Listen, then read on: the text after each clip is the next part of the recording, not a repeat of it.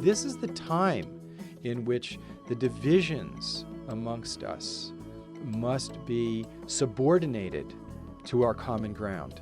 We don't have a choice anymore. We are all in this together.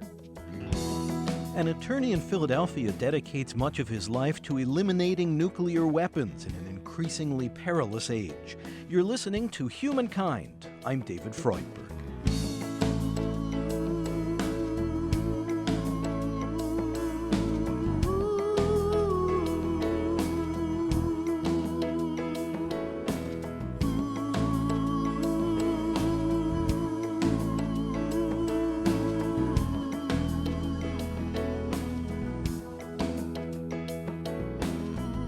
It was Albert Einstein who once predicted that the Fourth World War will be fought with sticks and stones. So destructive is the current arsenal of nuclear arms that the world as we know it could be simply wiped out if such weapons of mass destruction are set off. But this doomsday scenario can be avoided, says Jonathan Granoff, an attorney in Philadelphia, who has little time to practice law these days because he's so occupied with efforts at the UN and elsewhere to promote nuclear disarmament. He says we must work not only to abolish these spooky weapons, but also to heal the deep divisions among people that could provoke catastrophe. In this era when religious fanaticism seems a more dangerous force than ever, Jonathan Granoff ponders how far we've strayed from the origin of the great traditions. Every religious revelation affirms that behind the apparent changing scenes of the world, there is a power of unconditional, unlimited love and compassion. That's true of Buddhism, Islam, Christianity, Judaism. All of the great religions are founded on that premise. And then doctrines arise, dogmas, ways of pursuing that great unconditional love. These doctrines and rituals are like a finger. But if you only look at the finger and not that which the finger is pointing toward, you lose the meaning. If you forget that the purpose of God's gift of religions is to open the human heart to receive God's blessing, and you use religion to separate and to exalt human arrogance, then instead of it bringing humanity together, it separates. And that comes from a fear of living under the sovereignty of this great mystery of unconditional love. Well, we certainly see religious extremism, fundamentalism practiced all over the world. What goes wrong when a person is seeking a sacred path and somehow ends up committing violence? Usually they're trying to protect the truth instead of seeking refuge in the truth. Usually they're saying, my group, singularly has the truth, and we must protect it from them. And they have forgotten the very basic ethical principle that you can find in every religious system. In Hinduism, they state it as, this is the sum of duty. Do not unto others that which would cause you pain if done to you. In Islam, no one of you is a believer until he desires for the other that which he desires for himself. So there is in fundamentalism, there is a complete ignoring of the basic ethical foundation of every religious faith. And that is the insanity. It is a denial of the value of those with whom you disagree. Our humanity only grows when we learn to love the person who's different than us. My son, when he was 16, went to Hiroshima and worked on a documentary film interviewing survivors of the atomic bomb, the Hibakusha they're called. And he came back and he said, Dad, I really didn't understand what had happened until I met people who were there. And it was human to me after that. But what really hit me, Dad, was when I went to the Peace Museum in Osaka. And there were two rooms. He said one room there was pictures of the Holocaust, and he said because of my son was speaking. My wife is from Armenian heritage. Because of our Armenian heritage, I had a sensitivity to genocide and Holocaust, and because of my Jewish background, I had a sensitivity to genocide and the Holocaust. And I could identify with those people. But after that, then when I went into the next room, which were the same pictures that I had seen in Hiroshima, it hit me. You cannot kill massive numbers of people until you first dehumanize them. And you cannot dehumanize people until you first deny the capacity, the human capacity of compassion within oneself. So the first act before killing the other is denying one's own compassion. And I said to my son, I haven't learned more than that yet. Now I really believe you're a man.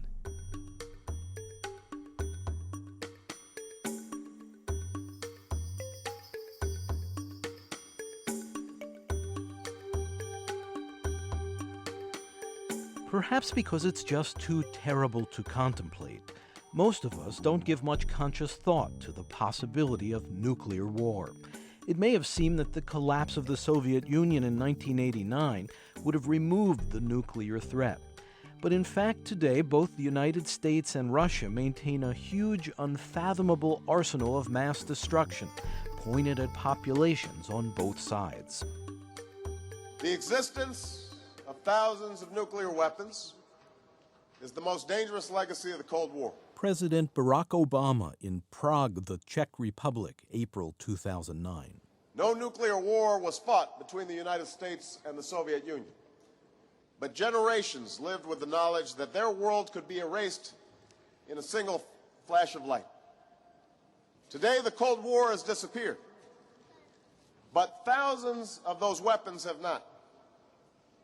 In a strange turn of history, the threat of global nuclear war has gone down, but the risk of a nuclear attack has gone up. More nations have acquired these weapons. Testing has continued. Black market trade in nuclear secrets and nuclear materials abound. The technology to build a bomb has spread. Terrorists are determined to buy, build, or steal one. Our efforts to contain these dangers are centered on a global non-proliferation regime, but as more people and nations break the rules, we could reach the point where the center cannot hold. The superpowers did take a step toward disarmament in April 2010, when Russian President Dmitry Medvedev joined President Obama in signing a new treaty aimed at reducing their nuclear arsenals by thousands of weapons on each side. Now, understand, this matters to people everywhere. One nuclear weapon exploded in one city, be it New York or Moscow, Islamabad or Mumbai, Tokyo or Tel Aviv, Paris or Prague, could kill hundreds of thousands of people.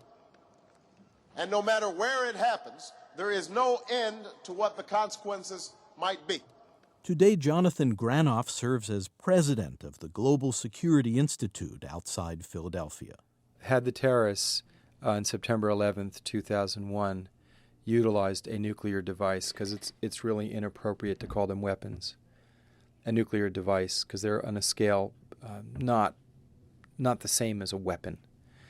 You would have had heat several times hotter than the face of the sun, a vaporization several miles diameter from ground zero, and the city of New York would have been functionally wiped out. It wouldn't have been a trauma to our national psyche. It would have been a true trauma to the world's security. The first thing we need to do is get control of the nuclear material, the fissile material, the potential suitcase bomb, the bomb in a tugboat, the bomb in a bale of marijuana. Those are the real dangers that we have. And we have not taken the steps to strengthen the International Atomic Energy Agency. We've not taken the steps to put any money behind a meaningful verification system. and strengthening the security regimes that we need to make sure that terrorists cannot get a hold of nuclear material and build a suitcase bomb and take out Cairo, London, Washington. I consider this to be highly irresponsible, and the very first thing we have to do is get control of the fissile material. And can that be done? It can't be done overnight, but if we don't begin doing it, it'll never get done. My friend Ambassador Richard Butler, who was head of the UN Commission on Iraq, always reminds people that nuclear material leaves a fairly large footprint. It can be tracked. And explain that. Well, it leaves radioactive traces, and you can track it down, unlike a conventional weapon, which doesn't do that. And you can't simply produce, and the material is volatile. It's difficult to transport. It's difficult to control. So it can be tracked. But the International Atomic Energy Agency has a budget of less than $500 million. So we have never funded a serious verification regime, and there's a need to do that. The Russians desperately need to do that. There's an enormous amount of inadequately safeguarded nuclear material in Russia. Well, one hears of this sort of black market in which nuclear secrets and nuclear materials are trafficked. How concerned are you about that? Very concerned, and that's why we have to immediately put real money into getting control of the nuclear material. Nuclear weapons are immoral. They're impractical. They're militarily impractical. And, we spent over $5.5 trillion as a nation, according to the Brookings Institute, in developing those arsenals.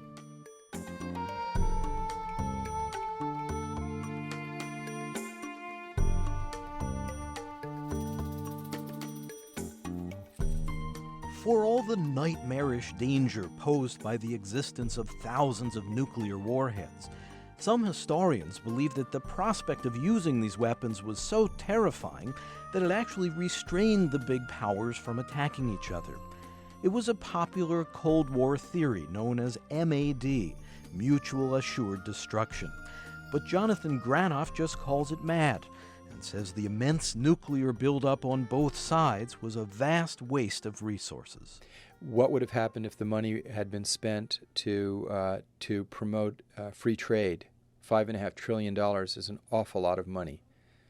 It turned out that the Soviet Union was not as powerful as we had thought that it was. It's basically a developing nation with a developed nation's military arsenal. What would have happened if we had pursued other courses? I don't really know. It's a question that I can only give a speculative answer to. The fact is, we had up to 80,000 nuclear weapons, and only several hundred are needed to destroy all life on the planet. From any practical point of view, it made no sense. Stansfield Turner, the former director of the CIA, has a book called Caging the Nuclear Genie, in which he talks about when he was head of the CIA, commissioning a study to investigate whether the targeting was redundant, whether we didn't have already too many nuclear weapons, and concluded that it was absolutely insane. And yet we kept building them, and they kept building them. We wasted not only great amounts of treasure, but great amounts of scientific intelligence in the pursuit of these horrific devices.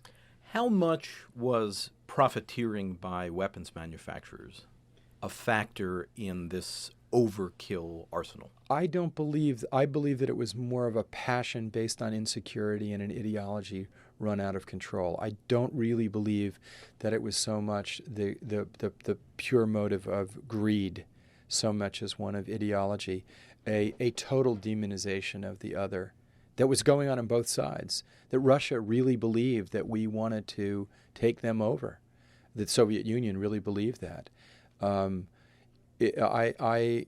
studied the Cuban Missile Crisis, and both sides we came within a half an hour of ending life on the planet Earth. It shall be the policy of this nation to regard any nuclear missile launched from Cuba against any nation in the Western Hemisphere as an attack by the Soviet Union on the United States, requiring a full retaliatory response upon the Soviet Union. President John F. Kennedy in an address from the White House, October 22, 1962. My fellow citizens, let no one doubt that this is a difficult and dangerous effort on which we have set out. No one can foresee precisely what course it will take, or what costs or casualties will be incurred. We still live under an irrational threat. Right now, Russia has several nuclear weapons on high alert status, on the same launch on warning status they were during the height of the Cold War. January 25th in 1995, there was a launch of a satellite off the coast of Norway. The Russians picked that up as a Trident launch. Boris Yeltsin president of Russia, had less than 8 minutes to decide whether to launch a retaliatory strike. It turned out it was a weather satellite that was going to the North Pole, and the command and control had not notified him. But he had 8 minutes to make that decision.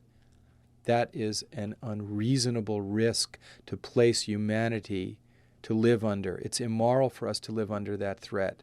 That's the greatest threat that we face.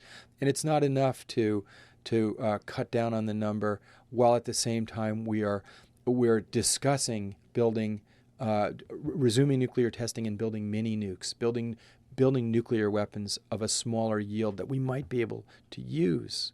It's the wrong direction. It's time now to really end the Cold War and to create a cooperative, multilateral security regime. Russia doesn't want to take over the United States. We know that. They want to build their own economy. China wants to build their economy. We are now interrelated in a global economy.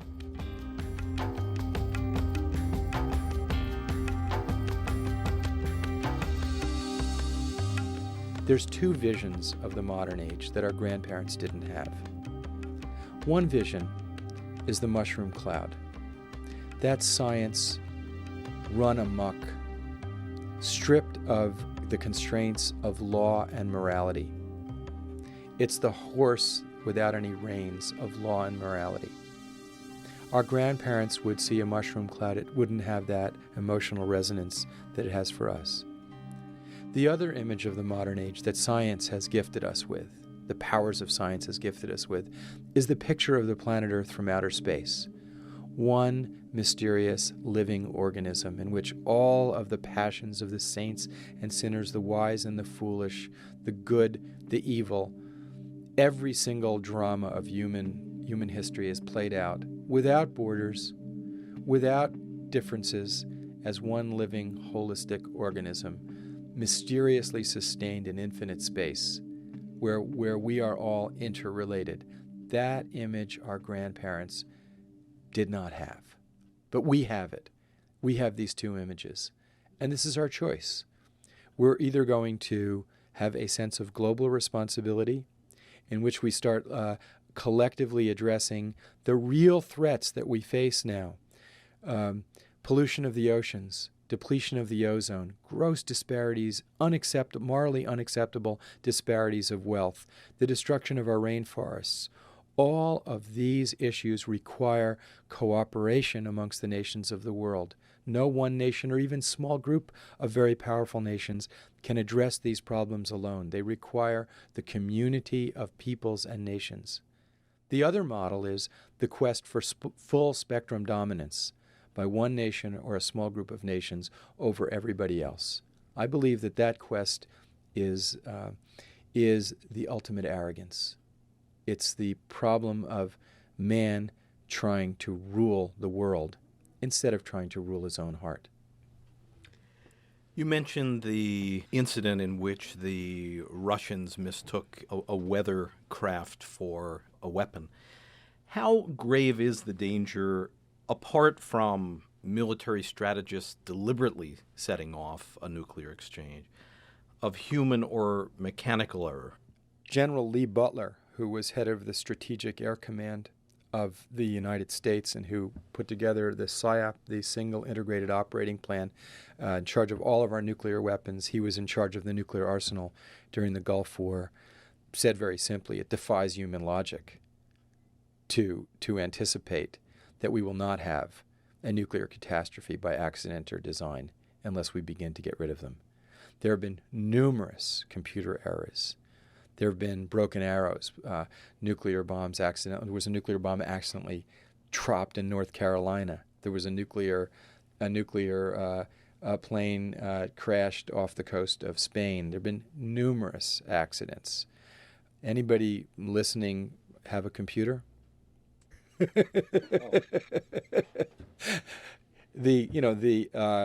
We cannot rely on technology to solve that which is essentially a human problem, which is the requirement that we learn to live together, and that we learn to say no to. Just because we can build something, that doesn't mean that we have to build it.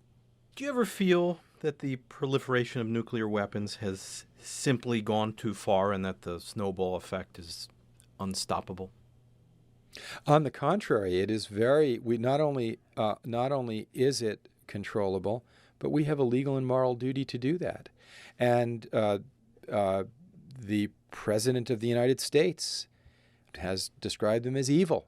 President Reagan tried very hard with Gorbachev and Reykjavik and to come to a total abolition of them, and would have achieved it had it not been for the people pursuing the weaponization of space in the United States. That's what Gorbachev could not accept.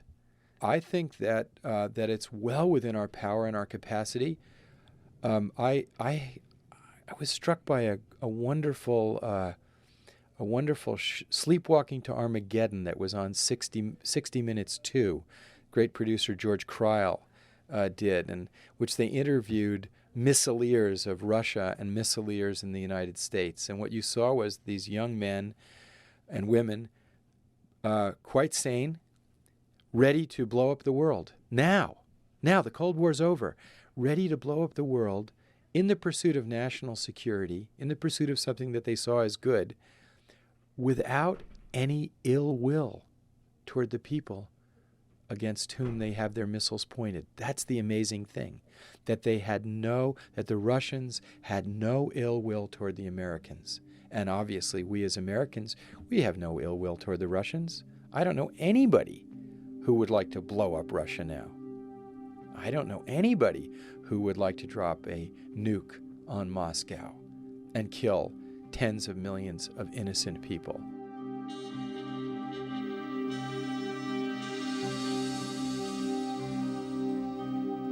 How significant do you think is our psychological aversion to thinking about nuclear Armageddon? It is an all but incomprehensible thought. It's difficult enough to think about one's own mortality. It's overwhelming to think about the mortality of the species, and that's what we're talking about. This global responsibility has never been placed on humanity before. And so it's very difficult for people to think. We think, well, I'll protect my nation, and that will be enough. Not now. A hydrofluorocarbon molecule from a refrigerant in Chile does not care about national boundaries as it depletes the ozone over Madison, Wisconsin. It doesn't care about national boundaries. National boundaries don't mean anything in the age of science. AIDS and many other viruses jump over borders. They don't care. The oceans don't recognize national boundaries. We now have to have a sense of global responsibility. And the reason that I put my own time and effort into the nuclear issue is not because I believe that if we get rid of nuclear weapons, we'll all of a sudden have paradise on Earth. But I think that it forces us to realize our collective interconnectedness as a human family. It forces us to think holistically. It forces us to realize that our fates is interconnected with our alleged adversary, that if we lob nuclear weapons at an adversary, we suffer as well. We cut off the limb that we're sitting on. The whole world suffers because of it. So this is a time in which we have to heed the call that saints and the wise have always called us to, which is a sense of the unity of the human family, that our hearts now have to get larger than the powers of science. Our compassion and our wisdom have to be more powerful than the tools that science has gifted us with. We can't be children anymore. The little boys have got to give up their toys because the stakes are too high right now.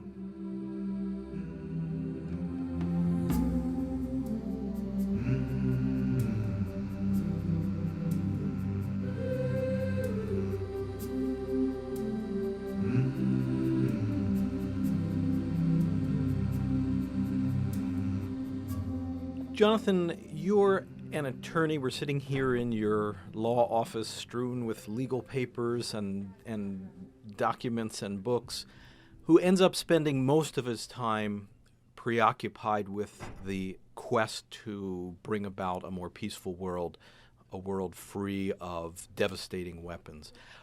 What motivates that work? My own conscience.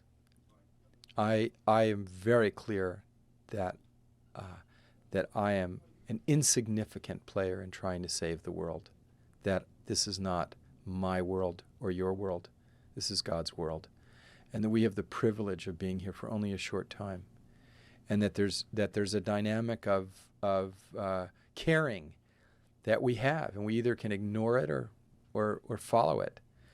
What's the hardest part of being able to lead a life according to those ideals? My own selfishness, my own arrogance, my own forgetfulness.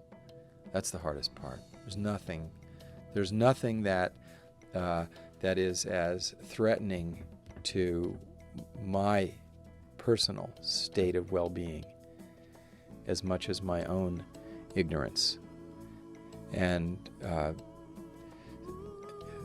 anger, jealousy, envy, pettiness. The things that separate us from one another are exactly the things that separate each of us from our own higher calling, our own higher nature. So the most difficult thing for me is me. Attorney Jonathan Granoff in Philadelphia, president of the Global Security Institute.